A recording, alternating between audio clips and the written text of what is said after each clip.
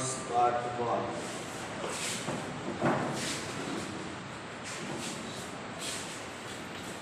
Section 20-21 इसका syllabus वैसे हम बेसिक क्लास में लिखा चुके हैं। एक बार और सिलेबस समझ लें, उसका सिलेबस शुरू करेंगे। Paper 1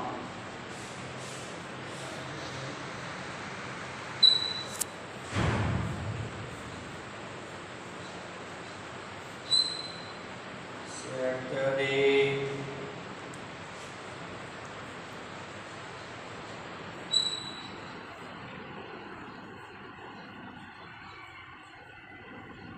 theory of equation.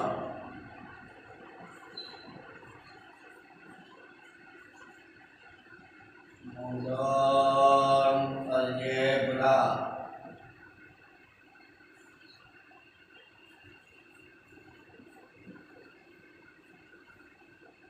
Matrices plus trigon.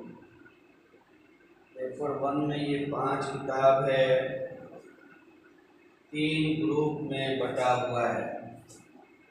Set theory से 2, theory of equation 2, algebra 4, matrix 2, trigo 2, यानी तीनों ग्रुप से 4-4 क्वेश्चन पूछा जाएगा। टोटल 12 क्वेश्चन होगा।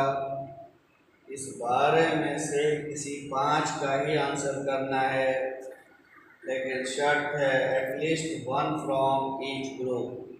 हर ग्रुप से कम 1 होना चाहिए। 5 देना है 12 में से, लेकिन तीनों ग्रुप टच होना है। तीनों से पहले 1-1 दे देंगे, उसके बाद 2 बचा हुआ कहीं से देता फ्री है। प्रत्येक क्वेश्चन 16 मार्क्स का होगा और 8 ऑब्जेक्टिव होगा 2.5 मार्क्स का। 100 मार्क्स का पेपर 1 होगा। ठीक इसी प्रकार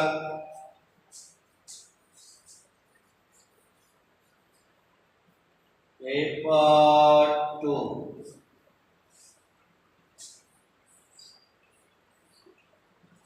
differential calculus, integral calculus, vector analysis plus differential equation. तीसरा 2 डायमेंशन 2D प्लस 3D। इसमें 6 किताब है और 5 किताब पेपर 1 में, टोटल 11 किताब हो गई पार्ट 1 में। सबसे 2-2 क्वेश्चन, यानी हर ग्रुप से 4-4, हर ग्रुप से 4। ठीक उसी तरह 12 में से किसी 5 का ही आंसर करना है। कम से कम हर ग्रुप से 1-1 होना चाहिए। पहले तीनों ग्रुप से 1-1 डाल देंगे, बाकी 2 बच्चा कहीं से दे देंगे। ये 5 क्वेश्चन भी 16 मार्क्स का होगा।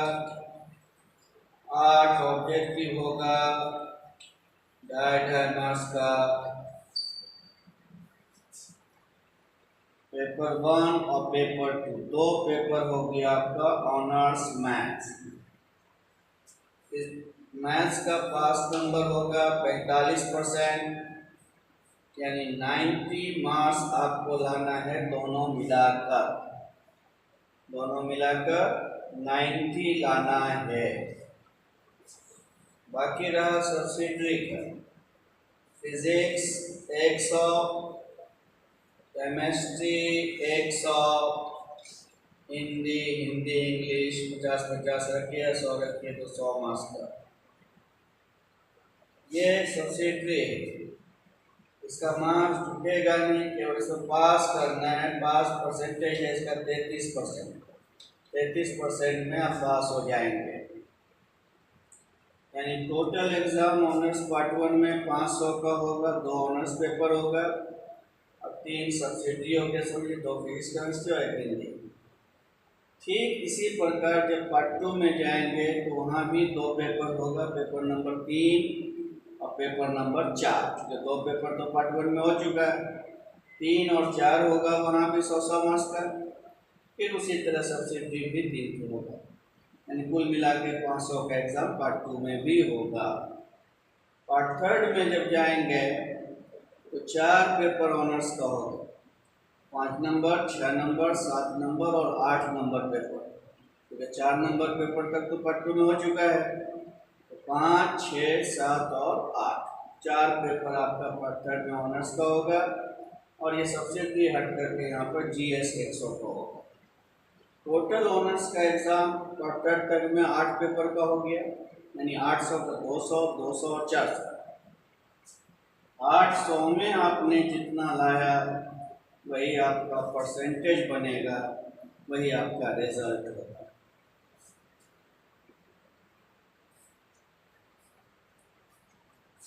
पार्ट 1 का जो सिलेबस आप लोगों का है, इसमें 80% बुक में जो पहला क्वेश्चन है समझिए लगभग 12 का है, लगभग 12 का चीज समझिए रिवीजन। हर किताब में लगभग 80% बुक में खाली मॉडर्न अलजेब्रा एक न्यू किताब है, थ्योरी ऑफ इक्वेशन न्यू किताब है, अब बाकी सब में समझिए वो चीज़ है।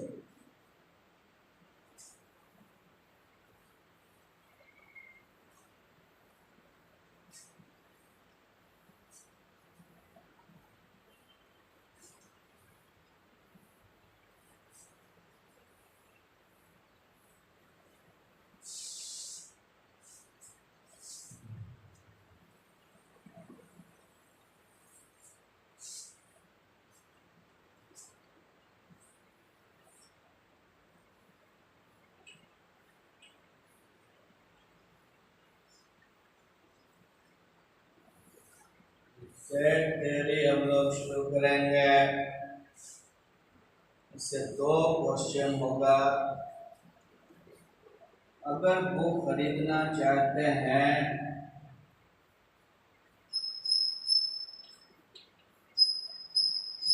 लालजी प्रसाद की लेंगे या दास गुप्ता या मनोरंजन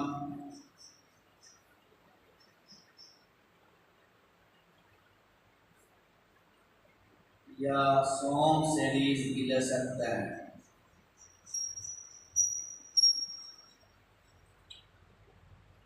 लेकिन आपको जो है बेहतर होगा लालजी या दास गुप्ता की ले लेंगे। तो जरूरी नहीं है किताब लेना, अगर इच्छा है तो लेंगे, वैसे कोई जरूरी नहीं होगा सेट थ्योरी में।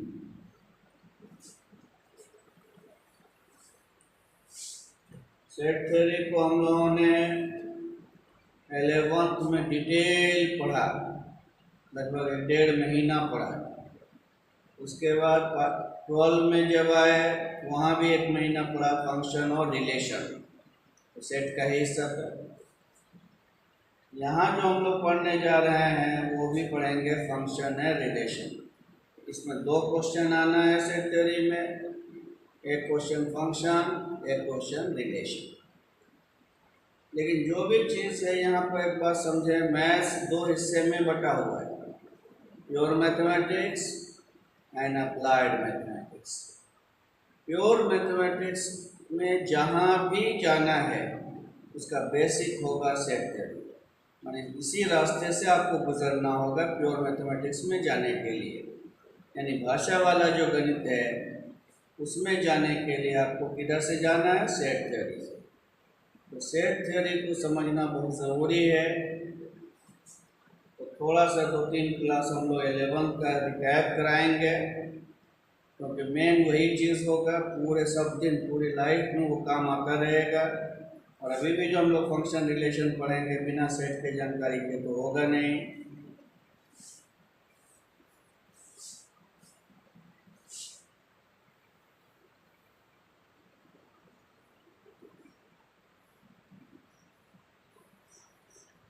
The dog say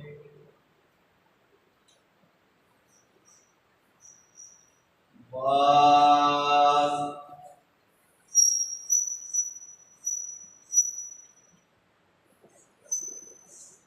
first of all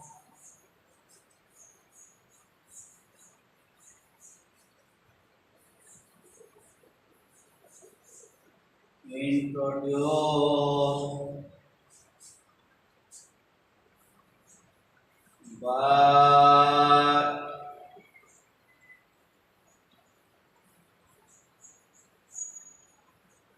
George Cantor.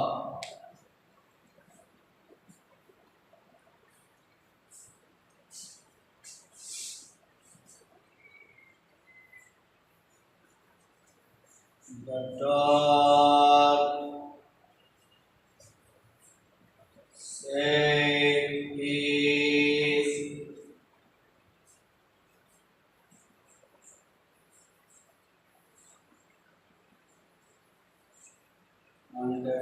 undefined till now. We can't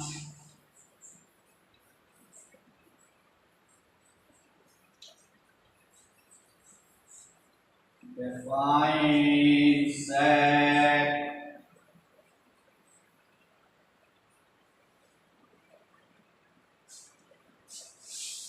what can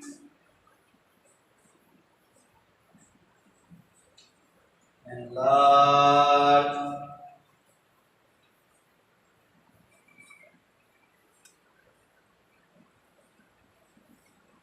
the meaning of set.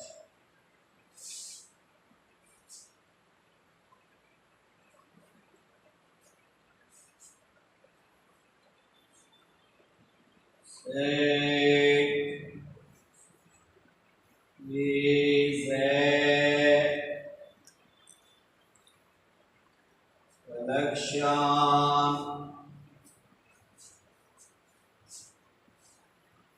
of things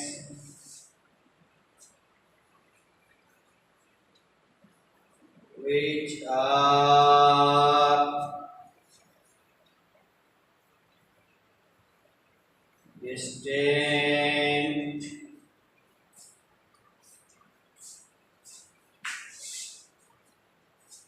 and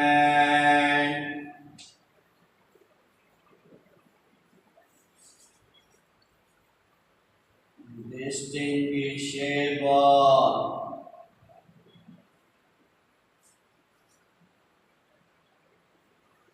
but distinct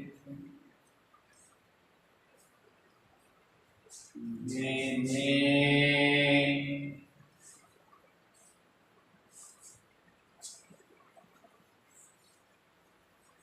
repetition is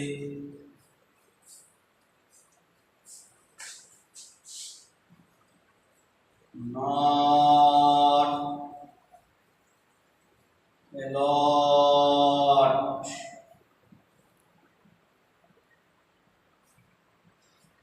and by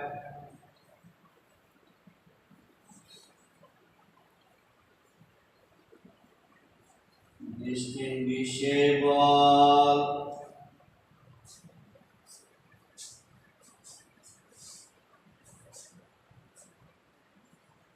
we ensure that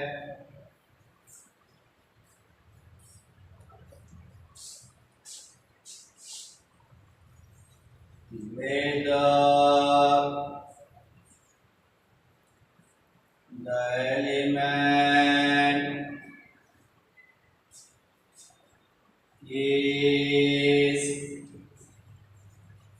of that set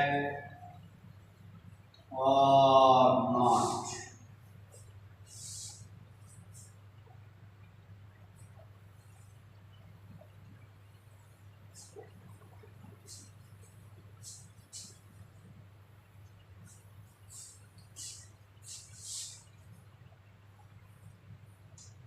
It is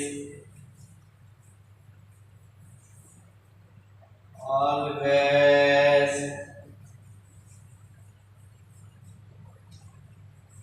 denoted by the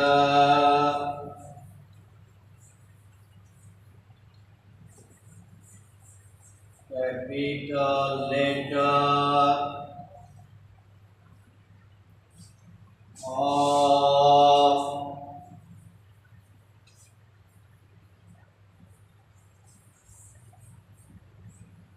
the English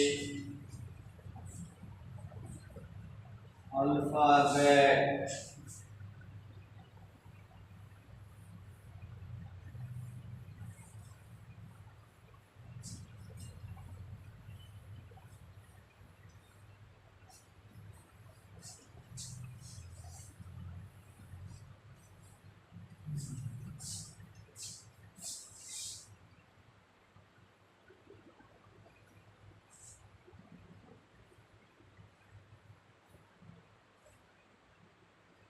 set के बारे में हमने क्या बताया?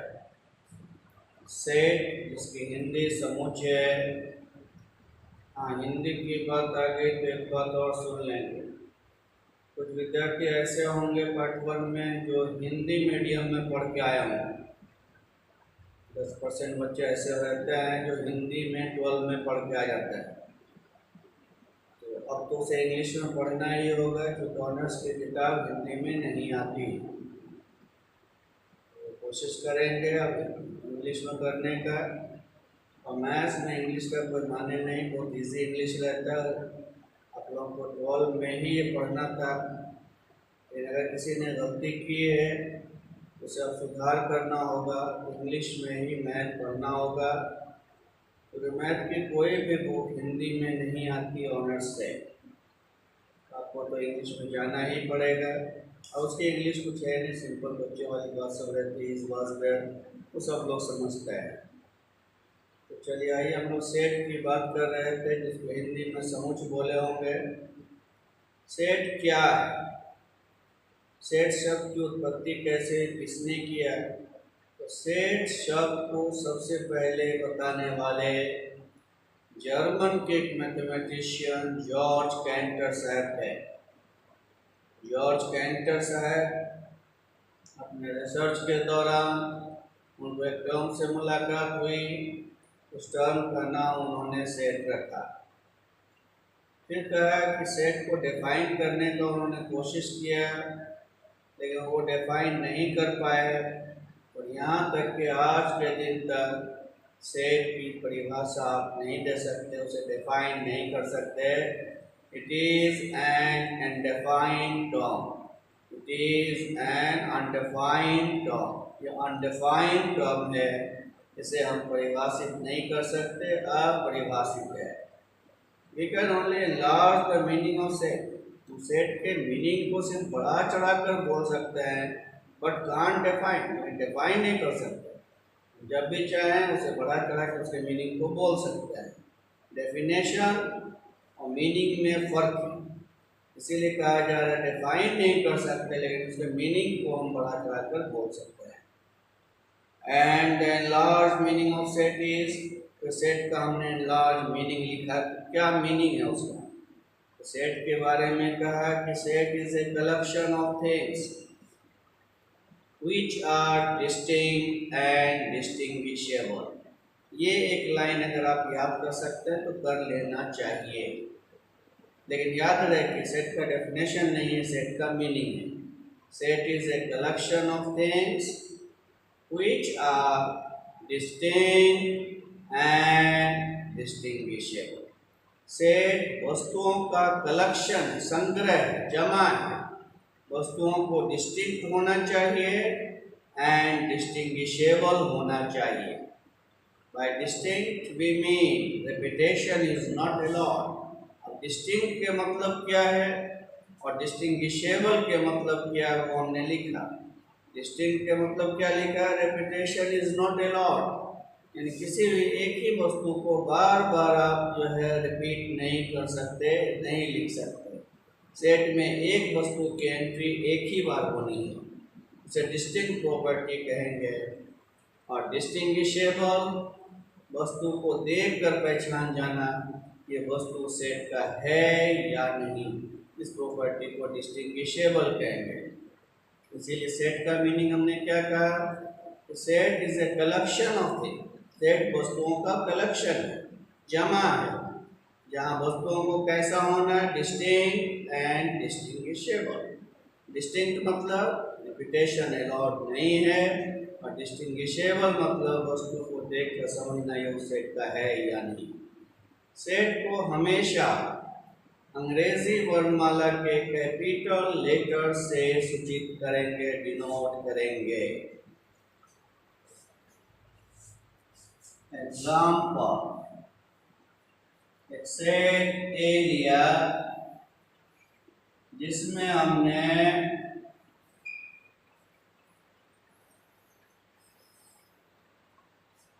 प्रथम 5 प्राकृतिक संख्या, first 5 natural number को हमने जमा किया।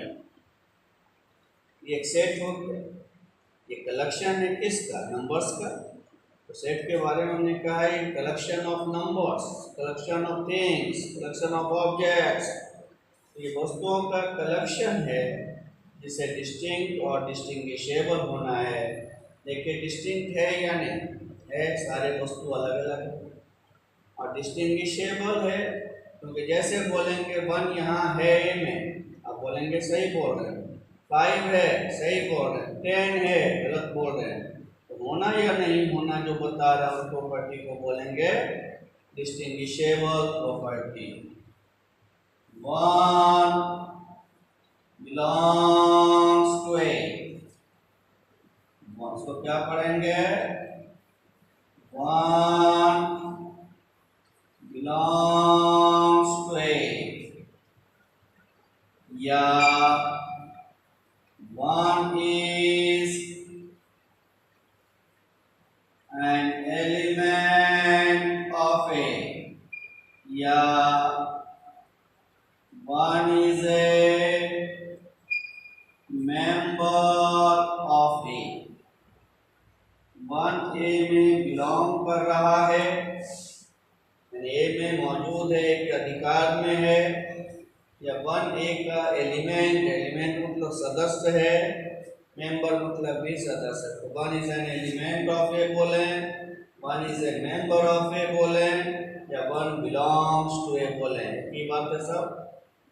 अब जैसे 2 ये भी belongs to A, 3 belongs to A, 5 belongs to A, 7 A में नहीं है, बिलोंग लिखकर इसे काट देंगे, डज नॉट बिलोंग हो जाएगा।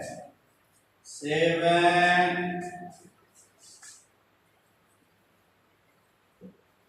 डज नॉट बिलोंग टू ए, या 7 is not an element of A, या 7 is not a member of A।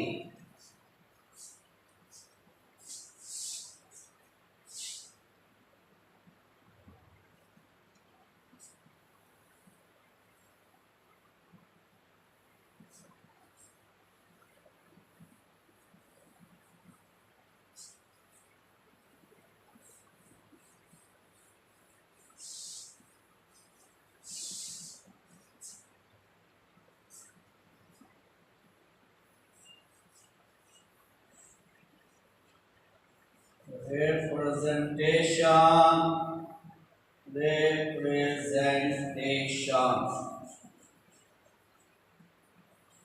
of a set.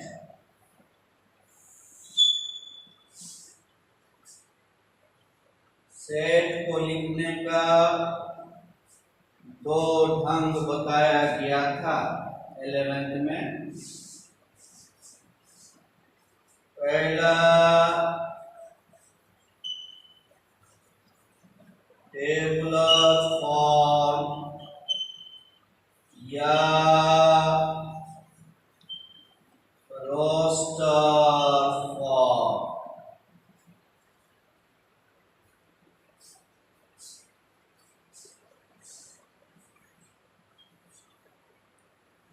Set builder form या सिंबॉलिक फॉर्म। टेबुलर रोस्टर कहिए या सेट बिल्डर और symbolic कहिए। इतने रहने देते हैं, कल से पढ़ाई शुरू होगी। सही ढंग से डेली 1 घंटे का क्लास होगा और कुछ बातें समझनी आप लोग को आज से समझिए। सिलेबस आप लोग का शुरू हो गया है।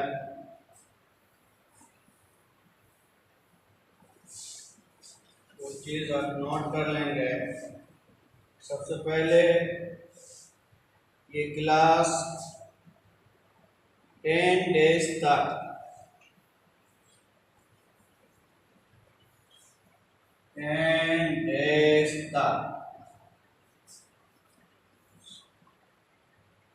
YouTube पर भी मिलेगा,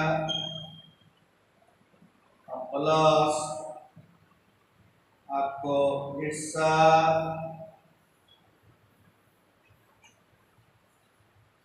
math.com पर मिलेगा। लेकिन ITSA math.com पर तभी मिलेगा जिनके पास ID पासवर्ड होगा, और ये तभी होगा जब आप एडमिशन यहाँ कराएंगे। अभी फिलहाल जिन्होंने एडमिशन नहीं कराया है उनको ID पासवर्ड नहीं मिला तो उनको YouTube पर देखना है। लेकिन ये सुविधा 10 डेज तक की होगी, 15-16 तारीख तक की होगी। उसके बाद सिर्फ इसी पर जाएगा और इसके लिए आपको एक ID पासवर्ड चाहिए, और वो एडमिशन के बाद आपको मिलेगा। एडमिशन फी जो है तो 7,000 रुपीज़ होगा। और ये एडमिशन दो तरह से, ऑनलाइन ऑफलाइन दोनों होगा। ऑनलाइन एडमिशन के लिए संपर्क करेंगे 7935483227। ये अंकित का नंबर है।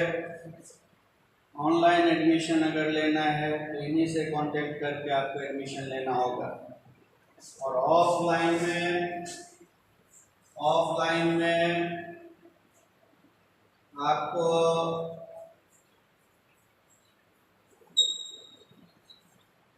इस नंबर पर कांटेक्ट करना होगा, यानी आकर एडमिशन कराना होगा। ये ऑफिस का नंबर होगा।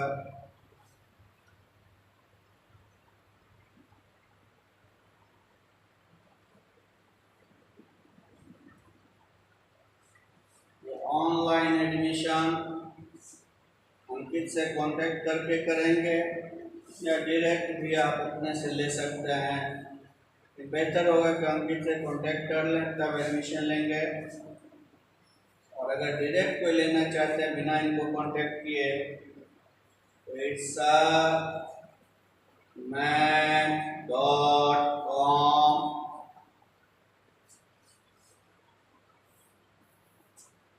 एडमिशन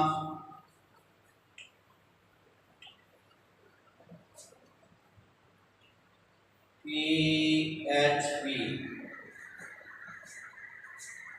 इस लिंक से भी एडमिशन ले सकते हैं। बात समझ में आ गई। कल से हम लोग अब डिटेल पढ़ेंगे। आप समझिए शुरू हो चुका है सिलेबस। कल से एकदम रेगुलर रहना आप लोगों को। और YouTube पर अभी 10 दिन की फैसिलिटीज़ है, उसके बाद जो है YouTube से हटा दिया जाएगा। फिर अपना जो साइट है issamed.com, उसी पर आपको पढ़ाई होगी। और ये तभी संभव होगा जब आपका यहाँ एडमिशन होगा, चाहे आप ऑनलाइन कराएं या ऑफलाइन कराएं एडमिशन। अच्छा, एक चीज़ और, जिन बच्चों को सब दिन ऑनलाइन ही पढ़ना है तो वहाँ अपना चिन्ह लगवा लेंगे। जिस वक्त एडमिशन आप कराएंगे, चाहे ऑनलाइन ऑफलाइन, जहाँ भी हमको हमेशा ऑनलाइन पढ़ना है। किसी को ऑफलाइन पढ़ना है तो अभी जब तक मजबूरी है वो तो ऑनलाइन पढ़ेंगे, उसके बाद ऑफलाइन में क्लास में आ जाएंगे। और जिनको परमानेंटली ऑनलाइन ही पढ़ना है तो वो वहाँ एक टिक लगाएंगे, हमें ऑनलाइन ही हमेशा पढ़ना है। ठीक है, चलिए अगले में देखते हैं।